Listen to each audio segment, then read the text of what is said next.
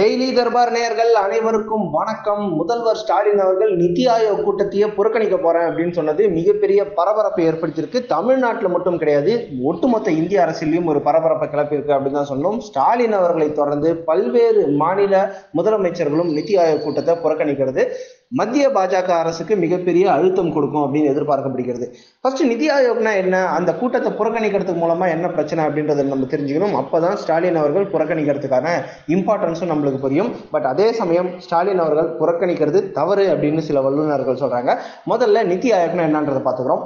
நிதி ஆயோக் அப்படின்றது வந்து பிளானிங் கமிஷன் அப்படின்ற ஒன்றத்தை வந்து ரீப்ளேஸ் பண்ணது தான் நிதி ஆயோக். இப்போ பிளானிங் கமிஷன்னா நம்ம என்னன்றது தெரிஞ்சுக்க வேண்டியிருக்கு. இந்தியா சுதந்திரம் வாங்கின போது அடுத்தடுத்த 5 வருஷத்துக்கு எப்படி இந்தியா இயங்கணும் அப்படின்றத பிளான் பண்ணுறது தான் பிளானிங் கமிஷனாக இருந்தது. ஸோ ஃபர்ஸ்ட் முதல் 5 ஆண்டு திட்டம், இரண்டாவது 5 ஆண்டு திட்டம் அப்படின்ட்டு ஒவ்வொரு 5 வருஷமா டார்கெட் வச்சு இந்தியா அடுத்து எப்படி இருக்கணுன்றதை பிளான் பண்ணியிருந்தாங்க.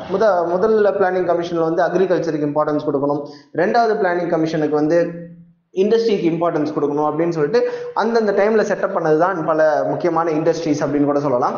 ஸோ இதுதான் பிளானிங் கமிஷனோட ஒர்க்காக இருந்துச்சு. பட் அதில் எப்போவுமே ஒரு ப்ராப்ளம் இருந்தது. என்னன்னா, மேலே டெல்லியில் உட்காந்து ஒரு பிளானை போட்டுருவாங்க. அது பாட்டம் ட்ரிக்கிள் டவுன் எஃபெக்ட் மாதிரி மேலே டெல்லியில் இருக்கிறவங்க போடுறது வந்து உளுந்தூர்பேட்டையில் இம்ப்ளிமெண்ட் பண்ணுற அளவுக்கு ஒரு ஃபோர்ஸிங்கான ஒரு மெத்தடாக இருந்துச்சு. இந்தியா வந்து கூட்டாட்சி தத்துவம் அப்படின்னும் போது ஒரு மேலே இருக்கிறவங்க கண்ட்ரோல் பண்ணி அவங்க டிசைட் பண்ணுற பாலிசியை ஸ்டேட்ஸ் வந்து கண்டிப்பாக இம்ப்ளிமெண்ட் பண்ணி ஆகணும் அப்படின்னு சொல்றது வந்து பல மாநிலங்களுக்கு ஒரு பிரச்சனையாகவே இருந்தது. எங்களோட மாநிலங்களுக்கு வந்து என்ன வேணும் அப்படின்றது எங்களுக்கு தான் தெரியும்.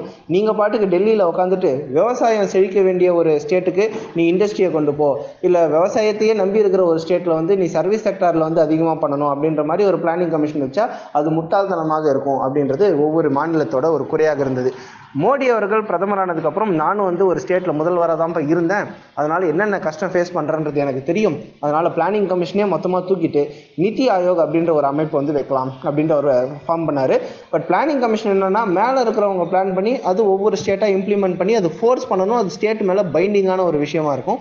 நிதி ஆயோகை பொறுத்த வரைக்கும் மேலே இருக்கிறவங்க பிளான் பண்ண போகிறதுல ஒவ்வொரு ஸ்டேட்லேருந்தும் ஒரு ரெப்ரசன்டேட்டிவ் போயிட்டு அந்த ரெப்ரசன்டேட்டிவ்ஸ் என்னென்ன தங்களுடைய ஸ்டேட்டுக்கு தேவை, எந்தெந்த திட்டம் தேவை, பட்ஜெட் இப்படி அனௌன்ஸ் பண்ணியிருக்கீங்க, ஃபார் எக்ஸாம்பிள் ஒரு திட்டத்துக்கு மெட்ரோ அப்படின்னு ஒரு திட்டத்துக்கு இவ்வளோ கொடுத்துருக்கீங்கன்னா அது எங்கள் ஸ்டேட்டுக்கு வரணும். அந்த மாதிரி ஒவ்வொரு ஸ்டேட்டும் தங்களோட கன்சர்ன்ஸை வந்து பேசி ஒருமனதாக முடிவெடுக்கிறது தான் நிதி ஆயோகோட முக்கிய அஜெண்டாவாக இருக்கும். அதே சமயம் இது ஸ்டேட் மேலே பைண்டிங் கிடையாது. ஸ்டேட்ஸ் அவங்களோட வியூஸ் எல்லாம் கொடுத்து ஒரு பிளான் செட் பண்ணிடுவாங்க. பட் பிளானிங் கமிஷன் மாதிரி ஸ்டேட் இதை செஞ்சாகணும் அப்படின்ற மாதிரி எதுவும் பைண்டிங் கிடையாது. ஸோ ஓவராலாக கேட்கும்போது அந்த கூட்டாட்சி தத்துவம், கோஆபரேட்டிவ் ஃபெடரலிசம் அதெல்லாம் வந்து இம்ப்ளிமெண்ட் பண்ணுற ஒரு விஷயமாக நிதி ஆயோக் கூட்டம் வந்து இருக்கிறது. இதுக்கு வந்து ஸ்டாலின் அவர்கள் போக மாட்டேன் அப்படின்னு சொல்கிறது தான் பலருடைய பூர்வத்தை உயர்த்த வச்சிருக்கு. காரணம் என்னென்னா, பாஜக எப்போவுமே எல்லாத்தையும் கண்ட்ரோல் பண்ணணும் அப்படின்னு நினைக்கிற ஒரு கட்சியாகவும், திமுக இருக்கிறதுலே மாநில சுயாட்சியும் மாநில அதிகாரங்களையும் பேசுகிற கட்சி அப்படின்னும் போது பாஜக வந்து இப்போ மாநிலங்களுக்கு முக்கியத்துவம் கொடுக்குற ஒரு மீட்டிங்கை கூப்பிடுது. ஆனால் மாநிலத்துக்காக குரல் கொடுக்கக்கூடிய திமுக அதை புறக்கணிக்கிறதுன்னு போது என்னடா இது ரோலே எல்லாருக்கும் சேஞ்ச் ஆகிடுச்சா அப்படின்ற அளவுக்கு நிறைய பேருக்கு கன்ஃபியூஸ் ஆச்சு.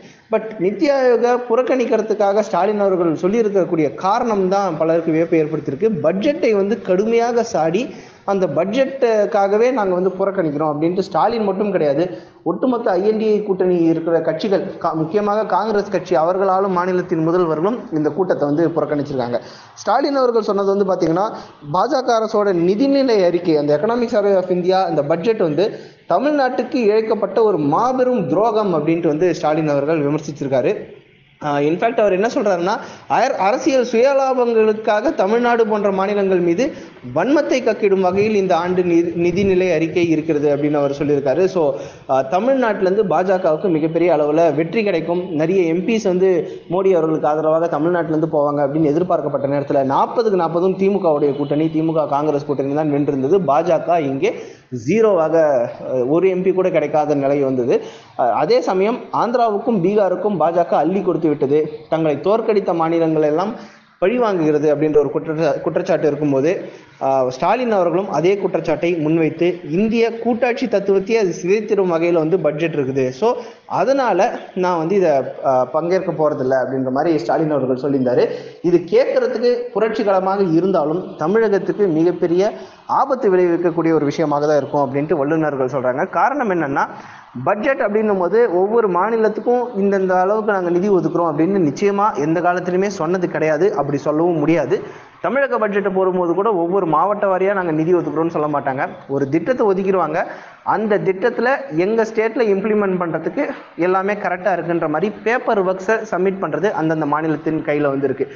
உதாரணத்துக்கு ரோடு போடுறதுக்கு நாங்கள் 10,000 கோடி ஒதுக்குறோம் அப்படின்னு ஒரு உதாரணத்துக்கு வந்து எடுத்துக்கினாங்கன்னா, எங்கள் ஊரில் ஹைவே போடுறதுக்கு நிறைய வசதிகள் இருக்குது, தேவைகள் அதிகமாக இருக்குது. இந்த ஊர்லேருந்து இந்த ஊருக்கு கனெக்டிவிட்டி தேவை, அதுக்கான சர்வே முடிஞ்சிருக்கு, அதுக்கான நிலத்தை வந்து நாங்கள் கையகப்படுத்தி கொடுக்குறோம், இதற்கான தேவைகள் இவ்வளோ இருக்குது அப்படின்றதுக்கான பேப்பர் ஒர்க்ஸை ஃபுல் அண்ட் ஃபுல்லாக சென்ட்ரல் கவர்மெண்ட் கீழே சப்மிட் பண்ணோன்னா அதுக்கான நிதியை வந்து ஒதுக்குவாங்க. அதுதான் ஒவ்வொரு பட்ஜெட்டுக்கும் ப்ராசஸாக இருக்குமே தவிர, இந்த மாநிலத்துக்கு நாங்கள் இவ்வளோ கோடி கொடுக்குறோம் அப்படின்னு சொல்கிறது வந்து நிச்சயமாக ஒரு சாத்தியமில்லாத பட்ஜெட்டாக தான் இருக்கும். ஸோ தமிழக எம்பிக்கள் என்ன பண்ணணும்னா, பட்ஜெட்டில் அறிவிச்சிருக்கிற பல திட்டங்களிலையும் நம்ம தமிழ்நாட்டுக்கு எந்தெந்த திட்டங்களை கொண்டு வர முடியும், அந்த க்ரைட்டீரியாவில் எந்தெந்த மாவட்டங்களை பிளேஸ் பண்ண முடியும் அப்படின்றது தான் 40 எம்பிக்களும் சிந்தித்து அந்த பேப்பர் ஒர்க்ஸுக்கு வந்து தயாராக வேண்டுமே தவிர, நான் இப்படி கூட்டத்தை புறக்கணிக்கிறேன் அப்படின்னு சொன்னால் இருக்கிற எத்தனை முதல்வர்கள் வராங்களோ அவங்களுடைய கருத்து மட்டும் கேட்டுட்டு தமிழ்நாட்டுக்கு வர வேண்டிய திட்டங்கள் எல்லாம் அந்த மாநில முதல்வர்களுக்கு அந்த மாநிலங்களுக்கு போகிறதுக்கான வாய்ப்புகள் இருக்குது. இது தமிழ்நாட்டுக்கு இன்னும் லாஸ் தான் ஆகும். அரசியல் மைலேஜுக்காக இல்லை அரசியல் பழிவாங்கலாக வந்து பாஜகவை நோக்கி ஸ்டாலின் இப்படி பண்ணுறது தமிழ்நாட்டு மக்களுக்கு தான் சிக்கலாகிவிடும் அப்படின்றது வந்து எக்ஸ்பர்ட்ஸ் நிறைய சொல்கிறாங்க. ஸோ உங்களுடைய கருத்து என்ன அப்படின்றத பதிவு பண்ணுங்கள். ஸ்டாலின் அவர்கள் பட்ஜெட்டை கடுமையாக விமர்சனம் செய்ததோடு மட்டுமல்லாமல் முக்கியமாக எங்கே தன்னுடைய கருத்தை பதிவு செய்ய வேண்டுமோ அந்த கூட்டத்திற்கு செல்லாமல் தவிர்க்கிறார். இது கரெக்டான ஒரு அணுகுமுறையா இல்லையா அப்படின்ற உங்கள் கருத்தையும் பதிவு செய்யுங்கள். மீண்டும் இன்னொரு வீடியோவில் சந்திப்போம். நன்றி.